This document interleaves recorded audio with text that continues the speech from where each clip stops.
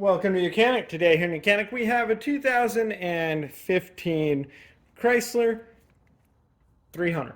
So on this 300 we're going to show you where to add your windshield washer fluid. We are in the engine bay. We have our windshield washer reservoir right here on the right hand side of the vehicle, close to the front, right behind your headlight on the passenger side, right hand side of the vehicle. So we just need to pull the cap and be able to add our fluid here.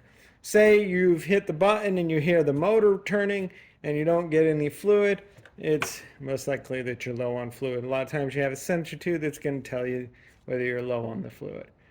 Now, this may be completely topped off, and then you may need to do some further diagnostic on whether a fuse has blown or whether the motor unit that is part of this, that is in this reservoir has gone bad.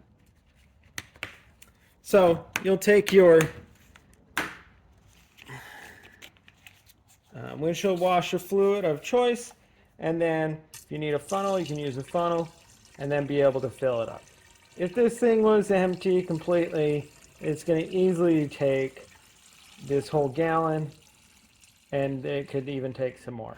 We're coming up the neck here, so we weren't that bad. It took about a quarter of this, but when they are empty, they will take the whole gallon. And then just close the cap, and that would be how you would add your washer fluid on your Chrysler 300 of a 2015. Thanks for watching Mechanic, where you can be the mechanic.